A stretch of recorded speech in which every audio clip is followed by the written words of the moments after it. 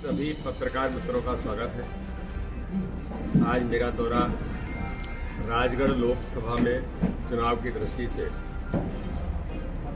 हमारे प्रत्याशी आदरणीय रोडमल नागर जी और सभी भारतीय जनता पार्टी के वरिष्ठ नेतृत्व आज यहाँ पर प्रमुख कार्यकर्ता जो भारतीय जनता पार्टी के संगठन के तंत्र की ताकत है, आज उनके साथ मेरी बैठक संपन्न हुई है। अभी चुने हुए जनप्रतिनिधि उनके साथ बैठक अभी होगी, फिर उसके बाद बूथ पर एक कार्यकर्ता के घर जाऊंगा। तो इस प्रकार से आज के इस दौरे में भारतीय जनता पार्टी के कार्यकर्ताओं ने राजगढ़ विधानसभा लोकसभा में इस बार हमें पिछली बार 67% वोट राजगढ़ लोकसभा में मिला था।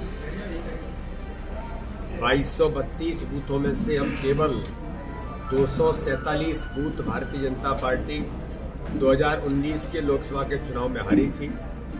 तो इस बार हमारा संकल्प है कि हर बूथ पर भारतीय जनता पार्टी विजय का इतिहास बनाए, और जिसमें माननीय प्रधानमंत्री नरेंद्र मोदी जी ने हमें जो टास्क दिया है, हर बूथ पर 370 प्लस नए मतदाता अभी तक के किसी भी चुनाव में मिले वोटों में सर्वाधिक वोटों में 370 प्लस करना, ये हमारा टारगेट है। बूथ विजय अभियान हमारा लगातार चल रहा है।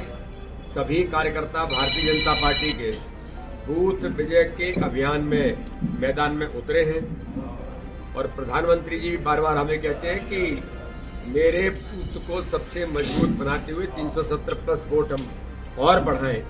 इस टारगेट को लेकर के हम चल रहे हैं, और इस बार मुझे ऐसा लगता है कि जिस प्रकार का सकारात्मक वातावरण देश के अंदर है, लेकिन भारतीय जनता पार्टी बूथ पर चुनाव लड़ रही है। दुनिया में माहौल है, देश के अंदर माहौल है, लेकिन हम ये चुनाव बूथ पर ही लड़ रहे हैं। तो हर बूथ पर कार्यकर्ता मैदान में उतरे हैं, हर बूथ पर हम 370 वोट बढ़ाएंगे।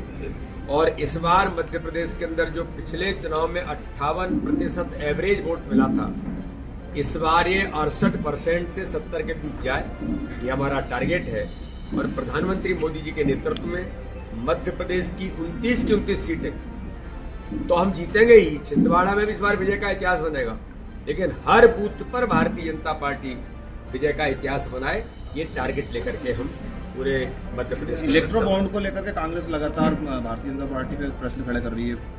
चंदे की कांग्रेस के पास जब कांग्रेस हार जाती है तो ईवीएम पर प्रश्न खड़ा करती है। जब भारत की सेना पाकिस्तान में घुस करके सर्जिकल स्ट्राइक करके जवाब देती है, तो दिग्विजय सिंह उसका प्रूफ मांगते हैं। बटाला हाउस के एनकाउंटर में मोहनचंद शर्मा की शहादत होती है आतंकवादियों से लड़ते हुए, तो दिग्विजय सिंह कहते हैं फेक एनकाउंटर है, इससे सर्वोच्च न्यायालय फांसी की सजा देता है। ये तो इसी राजगढ़ के हैं वो। तो कांग्रेस का मूल कैरेक्टर ही ये है, देश विरोधियों के साथ। राहुल गांधी के साथ कौन चल रहा है?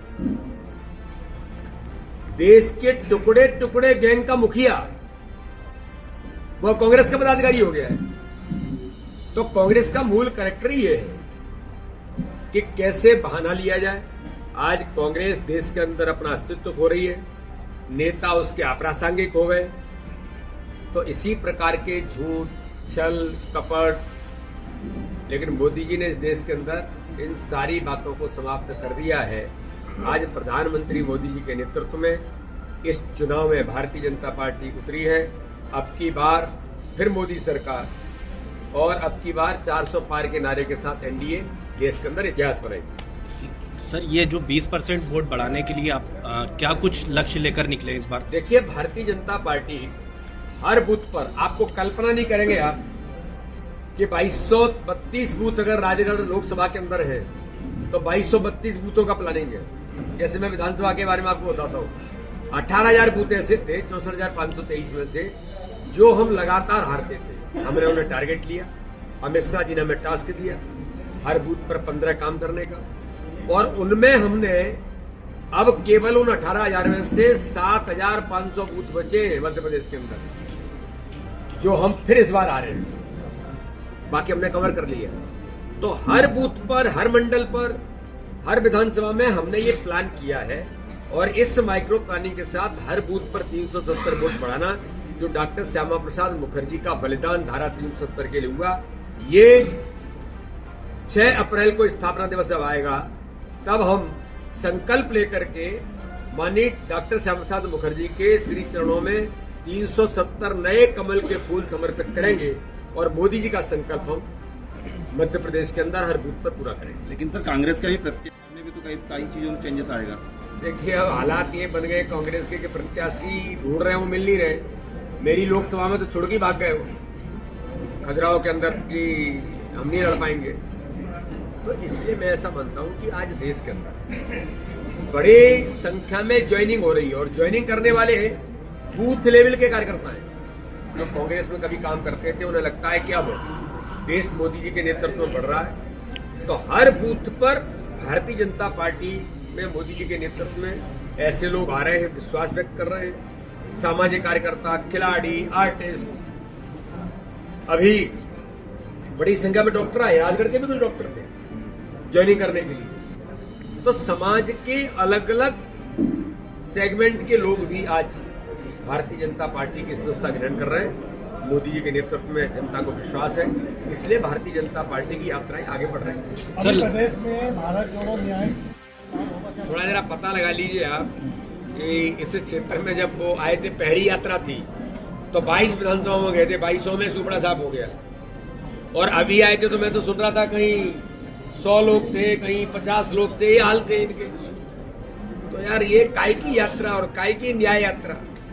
अरे न्याय तो कश्मीर की जनता मांग रही है, न्याय तो उन 3 देशों के लोग मांग रहे हैं, पाकिस्तान, अफगानिस्तान, बांग्लादेश के, कि जिनके ऊपर धार्मिक आधार पर प्रताड़ना होती है और अगर हम उन्हें नागरिकता देने का काम करते हैं तो कांग्रेस के पेट में दर्द होता है। न्याय तो वो लोग चाह रहे हैं कि कांग्रेस इस बात का विरोध करती है।